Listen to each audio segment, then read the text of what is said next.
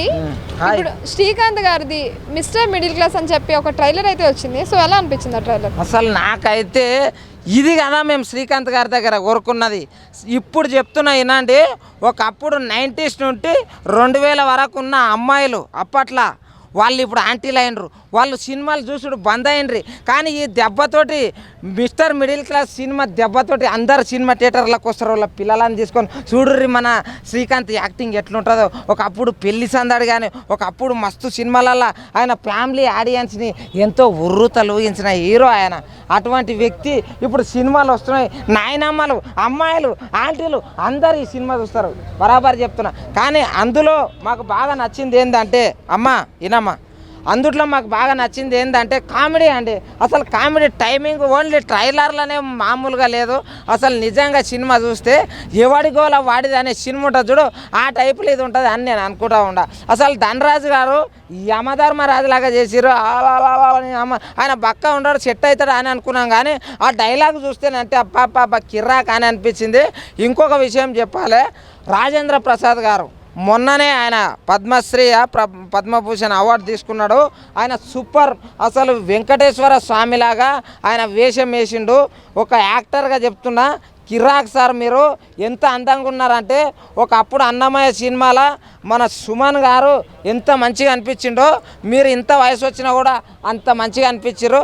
సాక్షాత్ వెంకటేశ్వర స్వామి ఉన్నట్టు అనిపించారు. ఆ వెంకటేశ్వర స్వామి నగలేసుకున్న మన శ్రీకాంత్ గారు అయితే అసలు బాబా ఏమన్నా అనిపించిందా సూపర్. ఆ మీసాలకి ఇట్లా తీస్తే సేమ్ వెంకటేశ్వర స్వామి అనిపించింది.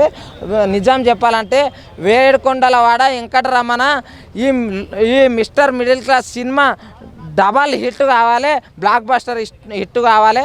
ఇంకొక విషయం ఏమిటంటే ఆ మూవీలో బాబు మోహన్ గారు, ఒకప్పుడు కోట శ్రీనివాస్ గారు, బాబు మోహన్ గారి యాక్టింగ్ మాత్రము హిల్లారీస్ యాక్టింగు.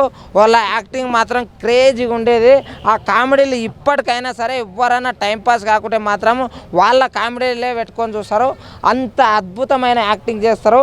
ఇందుట్లో రైడ్ చేపియనికి వస్తాడు. ఆ రైడ్ సర్చ్ అని అంటే ఆయననే రైడ్ చేస్తారు అందరూ. మస్తు అనిపిస్తుంది. ఈ మూవీ ప్రతి ఒక్కరు చూడాలి. లయ గారు ఒక బ్లైండ్గా చేసింది, హీరోయిన్గా చేసింది, ఎన్నో క్యారెక్టర్లు చేసింది. కానీ ఈ మూవీలో మాత్రము కామెడీ టైమింగ్ మాత్రము ఆమెకి ఇంత వయసు వచ్చిన మాత్రం కానీ ఇంత కూడా తగ్గలే. చాలా సూపర్ అంటే సూపర్ అనిపించింది. మ్యూజిక్ కానీ ఆ డైరెక్టర్కి కానీ నమస్తే చెప్తున్నా. ఈ సినిమా పక్కా హిట్టు. అసలు ఎవరెవరైతే సినిమా థియేటర్లకు ఏం పోతావరా నాయన, ఏం సినిమాలు ఉన్నాయి అని అన్నారో అలాంటి వాళ్ళు అరే సినిమాకు వారా నాయన, ఈ సినిమా బాగుందని చెప్పుకుంటారు ఈ సినిమా చూసి అని నేను అనుకుంటా ఉన్నా. సినిమా చూసి చెప్తానండి ఇవన్నీ. ఎందుకంటే ట్రైలర్లో ఒక మిడిల్ క్లాస్ బాధలు ఎట్లుంటాయి, ఒక మిడిల్ క్లాస్ పర్సన్ ఇంట్లో పిల్లలను చదివించడానికే కానీ ఆర్థికంగా ఎంత నష్టపోతుండ్రు, ఆర్థికంగా వాళ్ళ పరిస్థితులు ఎట్లున్నాయి, వాళ్ళు దొంగలు అవుతుర్రు, కొంతమంది చైన్ స్నాచర్లు అవుతుర్రు, అట్లా ఎంతోమంది కష్టాలు కూడా అందుట్లో కనబడుతున్నాయి. నాకైతే నిజం చెప్పాలంటే ఇండ్లల్లో భార్యలు భర్తలు ఎట్లా తిట్టుకుంటారో కూడా అది కూడా కళ్ళకు కట్టినట్టు చూపించారు. నాకైతే మస్తు అనిపించింది. మళ్ళీ చాలా రోజుల తర్వాత వస్తున్నారు కదా శ్రీకాంత్ గారు, సో థియేటర్స్లో ఎట్లా ఉండబోతుంది అంటారు? చెప్తున్నా కదా, అమ్మాయిలు ఆంటీలు ప్రతి ఒక్కరు ఆయనకు ఫ్యాన్స్ అండి. నిజం చెప్పాలంటే గలీజ్ కానీ ఎప్పుడు అనుకునకండి. ఎందుకంటే ఆయన కామెడీ టైమింగ్ అట్లా ఉంటుంది.